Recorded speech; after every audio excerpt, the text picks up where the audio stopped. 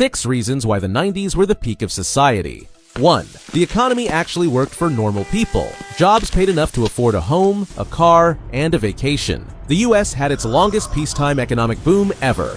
10 years of straight growth. Unemployment dropped from 8% to 4%. You could buy a brownstone in Brooklyn for under $500,000. College was expensive, but not ruinously so. 2. Technology was exciting, not exhausting. The internet felt new and exciting, like the future was finally here. People waited all night to download one album on Napster. Game consoles like the PlayStation and Nintendo 64 brought 3D gaming into homes. Everyone played Snake on those chunky Nokia phones. When you logged off, you were really offline. No social media existed to make you constantly anxious. 3. The world was becoming genuinely more peaceful. The Cold War was over. The threat of nuclear war stopped hanging over everyone's heads.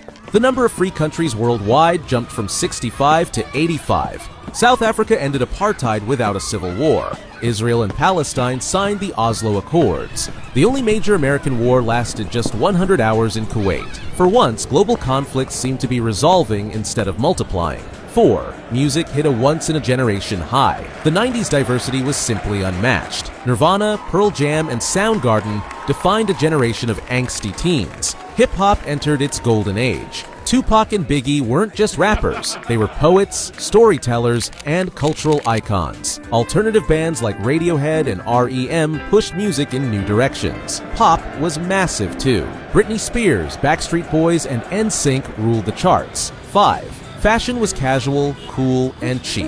Grunge meant flannel shirts, band tees, and ripped jeans were in style. Oversized clothes from hip-hop culture were both comfortable and iconic. You didn't need a stylist, just a trip to the mall or the thrift store. 6. Movies and TV were actual cultural events. You had to go to the theater for the big stuff. Jurassic Park, Titanic, The Matrix. Everyone watched the same shows at the same time. Friends, Seinfeld, The X-Files. Friday night meant a trip to Blockbuster to pick a movie with your family. There weren't a dozen streaming platforms. You didn't binge because you had to wait until next week.